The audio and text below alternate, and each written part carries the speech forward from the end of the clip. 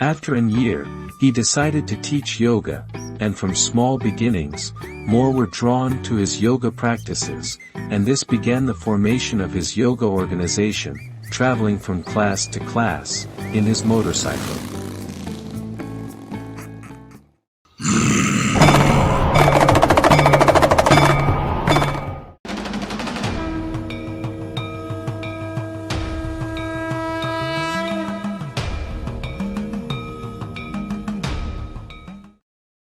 In 1984, he met Viji at a yoga program.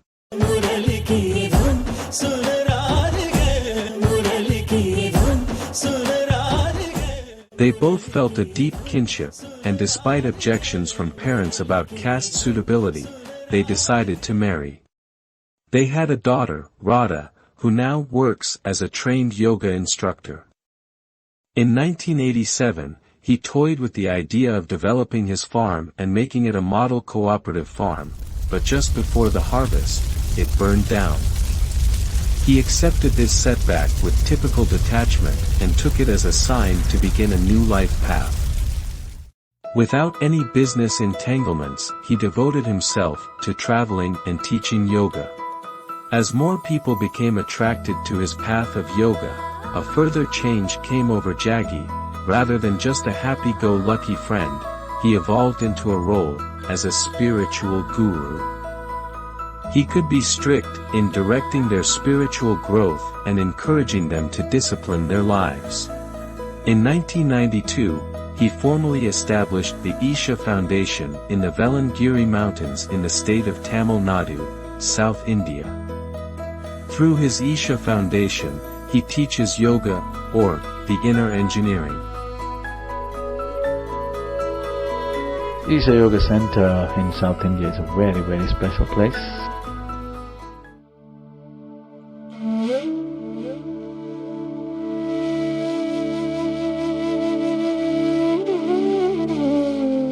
It's a very powerful space for self-transformation. Everything about the place has been carefully engineered for individual transformation of the human being.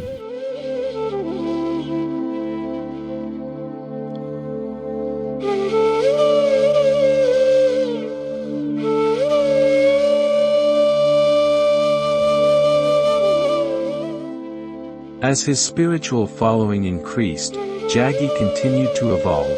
From a rebellious agnostic spirit, he increasingly took on the role of spiritual guru.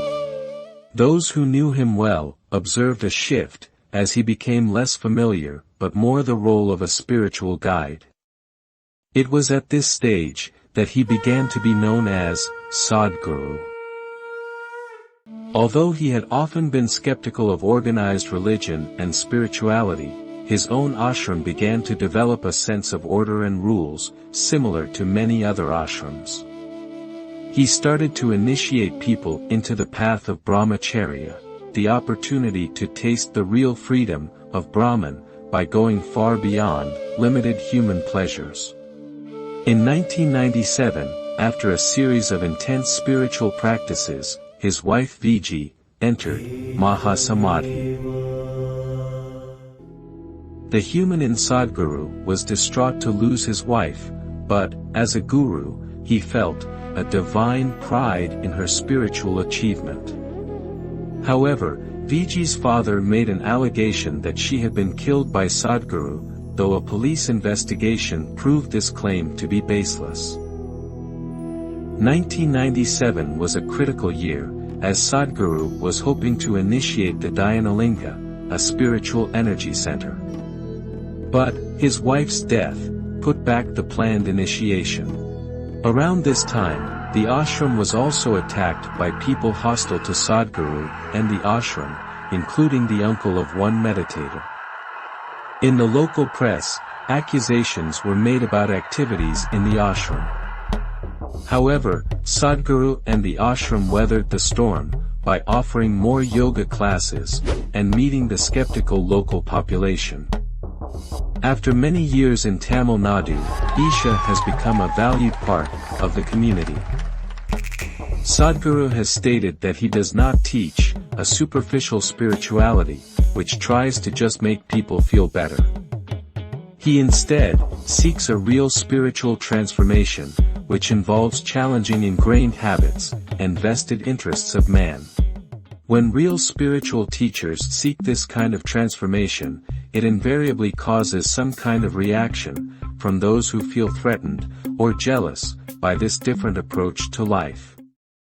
The Dhyanalinga was finally consecrated on June 23, 1999, after 3 years of an intense process of Prāṇa Pratishtha, a rare form of consecration with life energies. The word linga comes from the root word lina. Linga means the form. These lingas, or these energy forms, or these ellipsoids, can be created with various qualities for various purposes.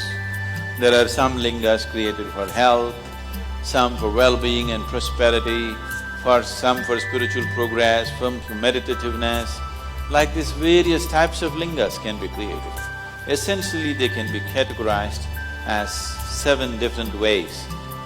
The uniqueness of Dhyanalinga is it has all the 7 dimensions of it, but essentially, it is tweaked towards meditativeness, without any instruction. If you simply sit in the sphere of Dhyanalinga, you become meditative.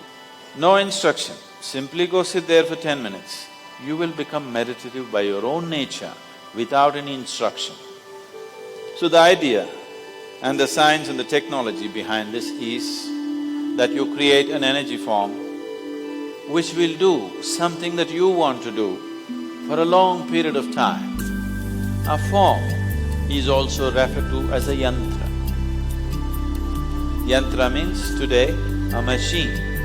So it is in a way like a meditation machine. You simply sit there, you become meditative. Many people, this is the experience of thousands of people. They come there thinking they want to sit there for 10 minutes. They sit there and they get up, it's 2 hours, they're sitting right there. Because once you're meditative, your sense of time is just gone. To become meditative means to create distance between you and your physicality, not to give it up, but to carry it loosely. It is a simple journey from Asatoma Satgamaya, what is not true to true. Sadhguru explains that those who meditate and pray near the consecrated ground will be able to get in touch with a deeper spiritual reality and make faster progress. No particular belief system is needed, but just an open heart.